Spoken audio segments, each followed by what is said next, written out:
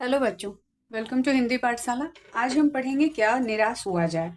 इसके लेखक हैं हजारी प्रसाद द्विवेदी। तो चलिए शुरू करते हैं। मेरा मन कभी कभी बैठ जाता है। समाचार पत्रों में ठगी, डकैती, चोरी, तस्करी और भ्रष्टाचार के समाचार भरे पड़े हैं। आरोप प्रत्यारोप का कुछ ऐसा वातावरण बन गया है कि लगता है देश में कोई ईमानदार आदमी ही नहीं रह गया है।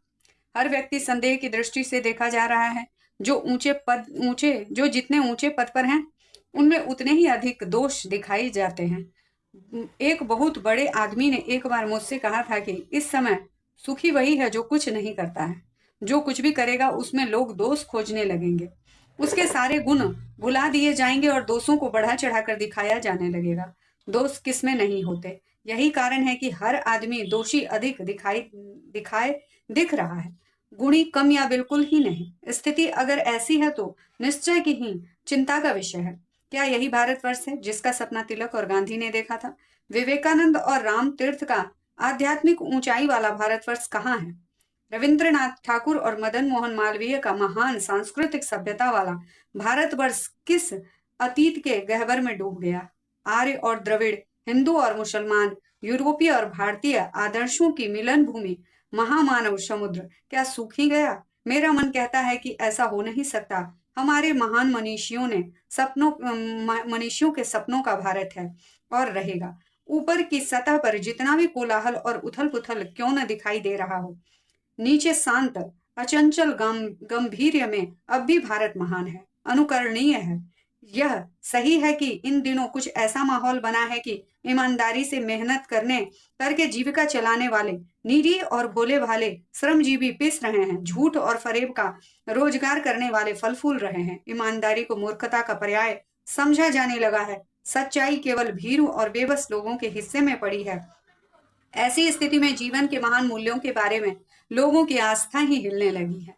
बात नई नहीं है, पर इसकी विभत्सता शायद पहले कभी इतनी विकराल होकर नहीं प्रकट हुई। आज से 400 साल पहले बाबा तुलसीदास ने कुछ ऐसा ही माहौल देखा था। वे व्याकुल भाव से कह गए हैं, सीरत साधु साधुता शोभति खल विलसत द्रुतमत भई।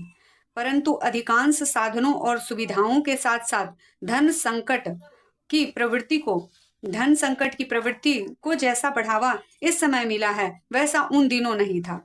भलाई का दुराव बेहिसाब बढ़ रहा है और उसी अनुपात में, बल्कि कुछ अधिक मात्रा में ही साधुता का सोच भी बढ़ा है। तुलसीदास ने महान जीवन मूल्यों में आस्था नहीं छोड़ी थी। लगता है उनके समकालीन अधिकांश लोगों ने भी नहीं छोड़ी थी, पर आज भी छोड़ने की जरूरत नहीं है। ऊपर ऊपर की कुछ दिखाई दे रहा है। ऊपर ऊपर से जो दिखाई दे रहा है वह बहुत साल की मनुष्य निर्मित नीतियों की त्रुटियों की देन है। सदा मनुष्य बुद्धि नई परिस्थितियों का सामना करने के लिए नए सामाजिक विधि निषेधों को बनाती है। उनके ठीक साबित न होने पर उन्हें बदलती है। उहापोह ग्रहण त्याग शोधन परिवर्तन का सिलसिला चलता ही रहता है। उथल पुथल भी होती है। कई बार दुर्व्यवस्था के कारण निरीह व्यक्तियों का कष्ट भी बढ़ता है। बहुधा सुविधा भोगी वर्ग की स्थिति में परिवर्तन के कारण व्यक्ति विशेष पूरी तरह ध्वंस हो जाता है। नियम कानून सबके लिए बनाए जाते हैं, पर मनुष्य समाज बहुत जटिल प्रक्रियाओं से होकर गुजरकर और भी जटिल होता है। इसके सबके लिए कभी भी एक ही नियम सुखकर नहीं होते। मनुष्य की बुद्धि से निर्मित व्यवस्था हमेशा त्रुटि युक्त होती है। सामयिक कायदे कानून कभी कभी युग पूर्व से परीक्षित आदर्शों से टकराते भी हैं। इससे ऊपरी सतह आलोड़ित भी होती है, लेकिन पहले भी हुआ है, आगे भी होगा। उसे देखकर हताश हो जाना ठीक नहीं है। भारतवर्ष में कभी भी भौतिक वस्तुओं के संग्रह को महत्व नहीं दिया गया है। उसकी दृष्टि में मनुष्य के भीतर जो महान आंतरिक तत्व स्थिर भाव से बैठा हुआ है, वही परम और धर्म है। लोभ मोह काम क्रोध आदि विचार मनुष्य में स्वाभाविक रूप से विद्यमान रहते हैं, पर उनको प्रधान शक्ति मान लेना और अपने मन और बुद्धि को उन्हीं के इशारे पर छोड़ देना बहुत निकृष्ट आचरण है। भारतवर्ष ने कभी भी इनको महान महत्व नहीं दिया। इन्हें सदा संयम के बंधन से बांध कर रखने का प्रयास किया है। परंतु भूख की उपेक्षा नहीं की जा सकती, बीमार के लिए दवा की उपेक्षा नहीं की जा सकती, गुमराह को ठीक रास्ते पर से लाने के उपायों की उपेक्षा नहीं की जा सकती। हुआ यह है कि इस देश में कोटि कोटि द्रविड़ दरिद्र जनों में की हीन अवस्था को दूर करने के लिए ऐसे अनेक कायदे और कानून बनाए गए हैं जो कृषि, उद्योग, वाणिज्य, शिक्षा और स्वास्थ्य की स्थिति को अधिक उन्नत और सुचारू रूप से लक्ष्य से प्रेरित हैं। अपने आप में यह लक्ष्य बहुत ही उत्तम है, परंतु जिन लोगों को इन कार्यों में लगना है, उनका मन सब समय पवित्र नहीं होता। प्रायः वे ही लक्ष्य को भूल जाते हैं और अपनी ही सुख सुविधा की ओर ज्यादा ध्यान देने लगते हैं। व्यक्ति का चित्त सब समय आदर्शों द्वारा चालित नहीं होता। जितने बड़े पैमाने पर इस क्षेत्र में मनुष्य की उन्नति के विधान बनाए गए, उतनी ही मात्रा में लोभ मोह जैसे विकार भी विस्तृत होते गए। लक्ष्य की बात भूल गए, आदर्शों को मजाक का विषय बनाया गया और संयम को दकियानुशी मान लिया गया। परिणाम जो होना था वह हो रहा है। यह कुछ थोड़े से लोगों के बढ़ते हुए लोभ का नतीजा है, किंतु इससे भारतवर्ष के पुराने आदर्श और भी अधिक स्पष्ट रूप से महान और उपयोगी दिखाई देने लगे हैं। भारतवर्ष सदा कानून को धर्म के रूप में देखता आ रहा है। आज एकाएक कानून और धर्म में अंतर कर दिया गया है। धर्म को धोखा नहीं दिया जा सकता, कानून को दिया जा सकता है। यही कारण है कि जो लोग धर्म भीरू रूढ़िग्रस्त हैं, वे कानून की त्रुटियों से लाभ उठाने में संकोच नहीं करते। इस बात के पर्याप्त प्रमाण खोजे जा सकते हैं कि समाज के ऊपरी वर्ग में चाहे जो भी हो रहा हो, भीतर भीतर भारतवर्ष अब भी यह अनुभव कर रहा है कि धर्म कानून से बड़ी चीज है। अब भी सेवा, ईमानदारी, सच्चाई और आध्यात्मिकता के मूल्य बने हुए हैं। वे दब अवश्य गए हैं, लेकिन नष्ट नहीं हुए। मनुष्य से प्रेम करता है, महिलाओं का सम्मान करता है, झूठ और चोरी को गलत समझता है, दूसरों को पीड़ा पहुंचाने को पाप समझता है, कठिनाई में पड़े हुए बेबस लोगों की सहायता करने में अपने को कृतकृत्य अनुभव करता है। हर आदमी अपने व्यक्तिगत जीवन में इस बात का अनुभव करता है। समाचार पत्रों में जो भ्रष्टाचार के प्रति इतना आक्रोश है, वह यही साबित करता है कि हम ऐसी चीजों को गलत समझते हैं और समाज में उन तत्वों की प्रतिष्ठा कम करना चाहते हैं जो गलत तरीके से धन या मान संग्रह करते हैं।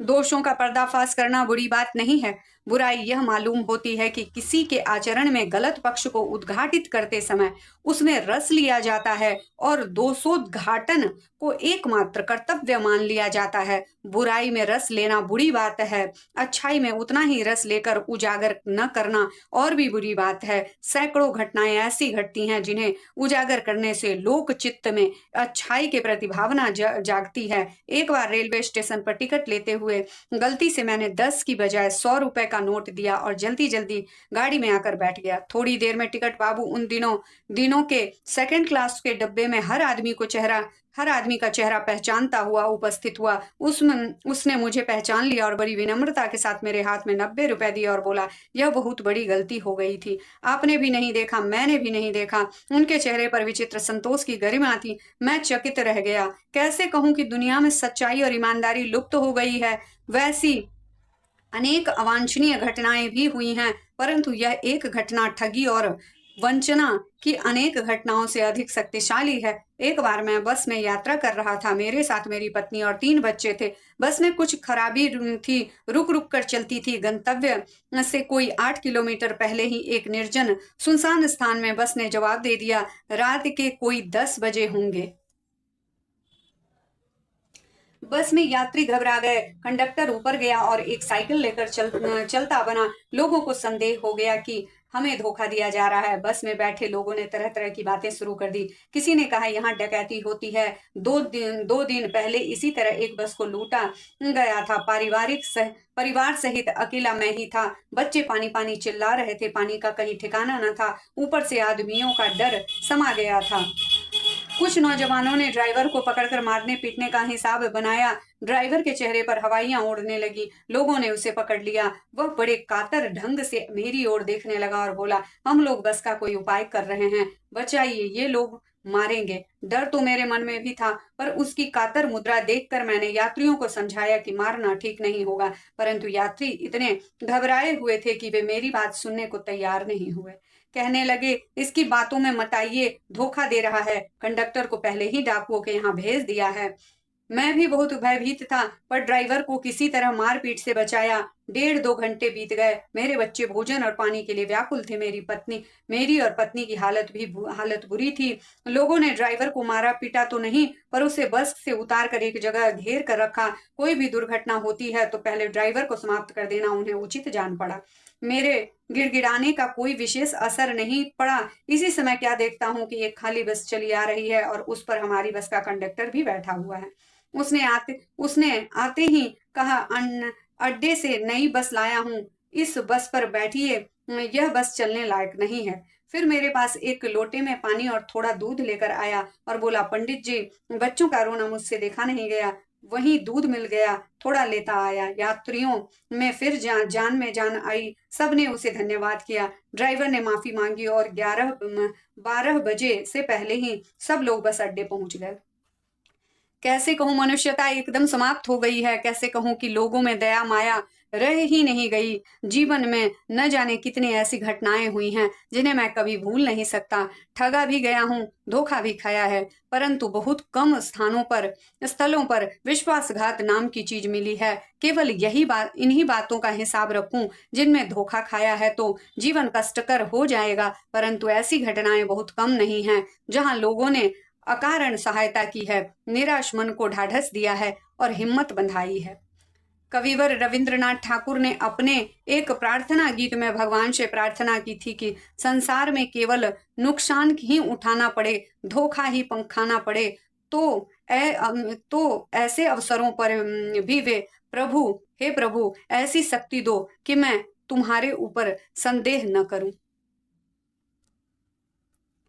संसारे ते लभिले क्षति, पाइले सुदु वंचना, तोमा के जेन न करी संशय। मनुष्य की बनाई विधियां गलत नतीजे तक पहुंच रही हैं तो उन्हें बदलना होगा। वस्तुतः आए दिन इन्हें बदला ही जा रहा है, लेकिन अब भी आशा की ज्योति बुझी नहीं है। महान भारतवर्ष को पाने की संभावना बनी हुई है, बनी रहेगी। मेरे मन निराश होने की आवश्यकता नहीं है। यह पाठ बच्चों समाज में व्याप्त नकारात्मकता पर प्रश्न उठाता है, लेकिन अच्छाई को उजागर करने पर जोर देता है। बुराइयों का पर्दाफाश जरूरी है, पर अच्छाई में रस लेकर उसे नजरअंदाज न करें। भारत की सांस्कृतिक विरासत में मनुष्य के आंतरिक गुण ही परम है। लोभ क्रोध को संयम से नियंत्रित करें और निराश न हो, हिम्मत बांधे, क्योंकि आशा की ज्योति बुझी नहीं है। अभी आशा की ज्योति बुझी नहीं है और हमें निराश नहीं होना है। यही है इस पाठ का सार। तो अगर पाठ पसंद आया हो, समझ आया हो, तो दोस्तों के साथ शेयर कीजिए, लाइक और सब्सक्राइब कीजिए। Thank you.